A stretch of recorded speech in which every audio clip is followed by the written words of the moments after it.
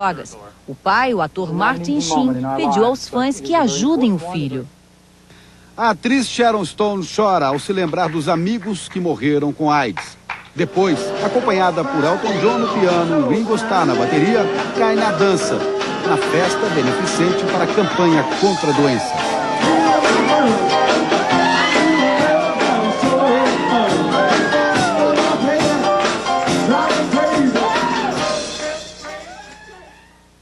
Jaqueline é a novidade nas relações proibidas no Zoológico de Brasília. Ela pode ser o ponto final das cenas de infidelidade de Capitu, a macaca que não resistiu aos encantos de um viúvo.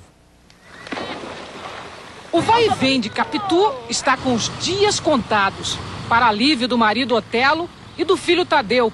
Um ponto final na ameaça de divórcio. Foi por pouco. Capitu enfrentou os fofoqueiros, o pavor da água, a fúria de Otelo. Tudo pelo prazer de estar ao lado de Eliseu, o babuíno solitário que virou a cabeça da mãe de família. O triângulo amoroso criou polêmica, traição, necessidade de aumentar o grupo. O caso virou debate científico, atração do zoológico e deu samba. Desatino, paixão sensual de babuíno. Esta encomenda pode dar uma reviravolta no destino. Chegou hoje ao zoológico, cercada de cuidados. Jaqueline, a prometida de Eliseu, a esperança de paz entre os babuínos. Jaqueline é quase uma ninfeta, de tradicional família carioca, muito social e com um aguçado instinto materno. Ela foi escolhida entre 5 candidatas virgens para casar com Eliseu. Mas o encontro é só daqui a 2 dias. Depois, eles se veem separados por uma tela. E se tudo der certo, vão viver juntos na ilha de Eliseu. Daqui a pouco, o uso do bafômetro gera polêmica no novo Código de Trânsito. Até onde vai a devastação da Mata Atlântica?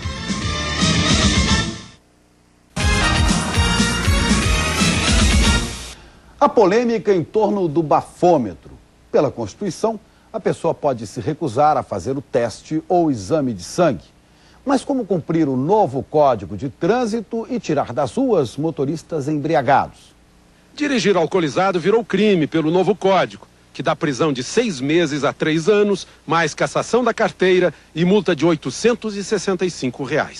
Alcoolizado é quem tiver mais de 6 decigramas de álcool por litro de sangue, o que começa a partir de 2 latinhas de cerveja, por exemplo. A lei também diz que o motorista sob suspeita de embriaguez será submetido a testes de alcoolemia em aparelho homologado pelo CONTRAN.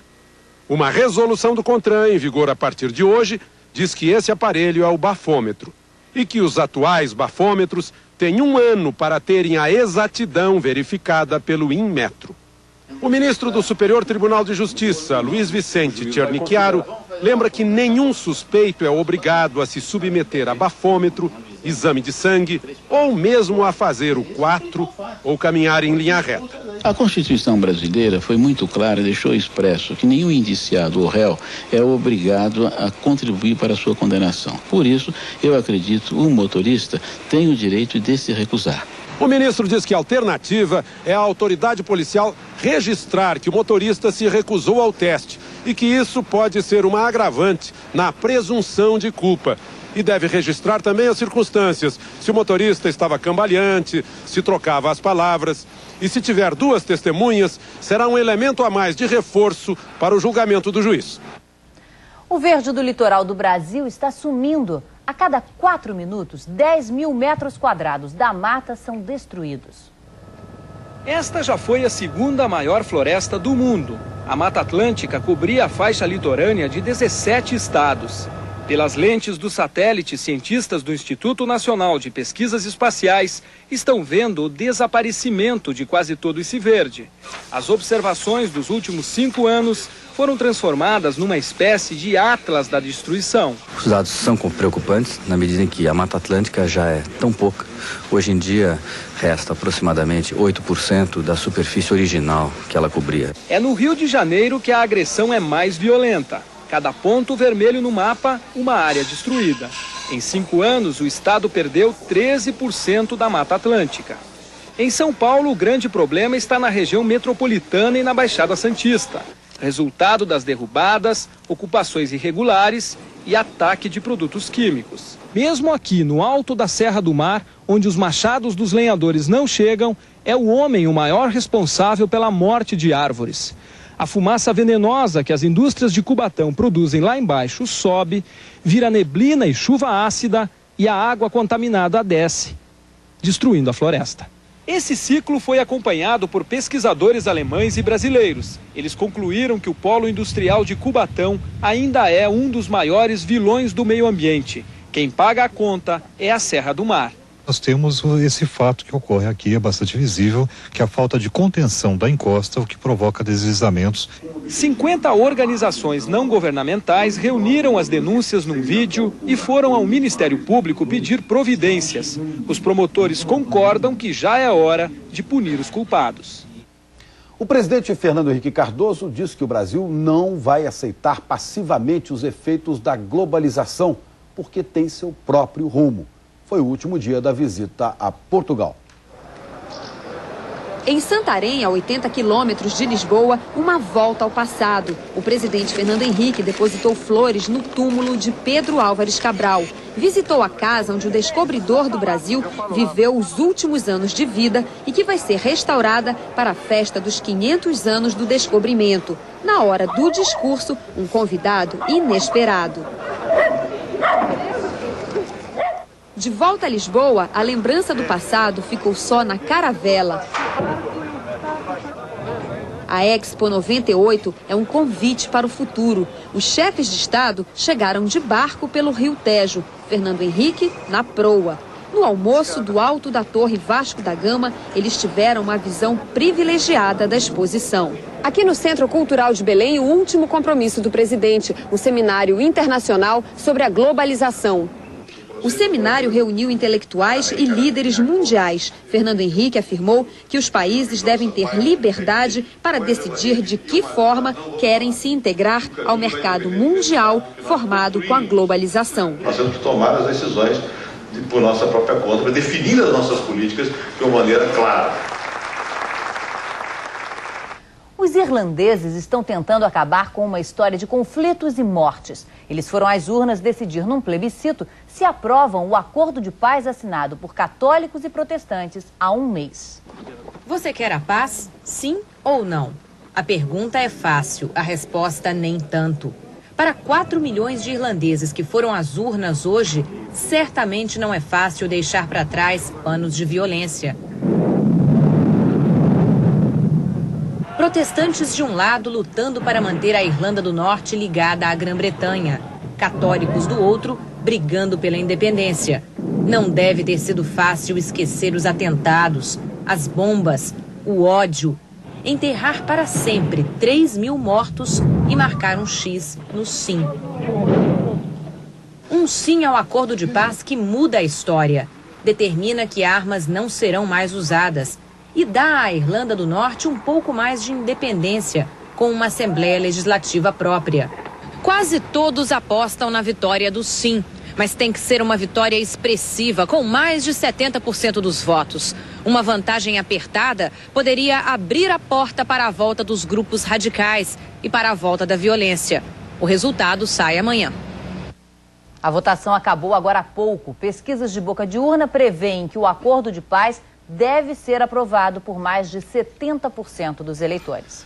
Já está nas bancas a mais nova revista semanal do Brasil. O nome Época. A proposta, ser fonte de informação para toda a família. O lançamento está acontecendo neste momento em São Paulo. Do Parque do Ibirapuera, fala ao vivo a repórter Graziela Azevedo. A festa de lançamento de Época acontece aqui na Pinacoteca do Estado, no Parque do Ibirapuera.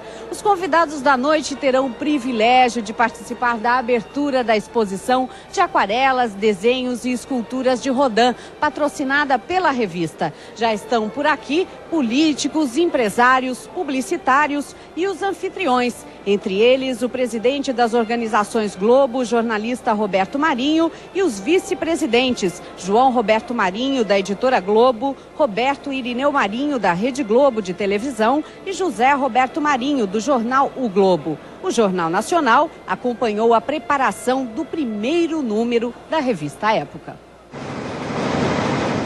Dos bastidores da crise na Indonésia ao segredo do revolucionário remédio para a calvície, política e curiosidades da televisão. São alguns dos assuntos que vão estar na revista Época, porque nenhuma novidade deve escapar aos olhos, ouvidos e computadores desses 110 jornalistas. Eles são os responsáveis pela mais moderna revista semanal do país, lançada com a determinação de informar sem chatear. Nossa confiança é que a Época vai ser uma grande e uma grata surpresa. Não só pelo seu visual inovador, completamente diferente de tudo a que estamos acostumados, mas principalmente também pela forma muito mais amistosa, muito mais leve de tratar os assuntos. A montagem de fotos, gráficos e textos facilita a leitura das 100 páginas de pura informação. Assuntos difíceis, mas fascinantes, como a genética, ficarão mais fáceis de entender. Como fazer uma boa novela? O autor de Torre de Babel revela seus segredos. Na vida real, uma semana acompanhando os passos do MST. Estes são alguns dos assuntos que os editores prometem tratar de maneira simples, inteligente e objetiva, para quem tem pouco tempo para ler e muita curiosidade. Veja a seguir, o Brasil já está rolando a bola na França. E Zagallo já tem uma preocupação. Romário.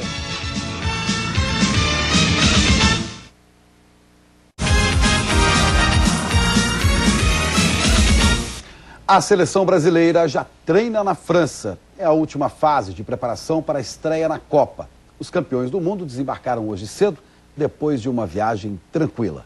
Um passeio pelas praias do Rio em voo baixo ajudou o grupo a relaxar. Do Rio a Paris são 10 horas e meia de voo. Para passar o tempo vale tudo. Ler jornais, jogar baralho, fazer brincadeiras, conversar com a tripulação.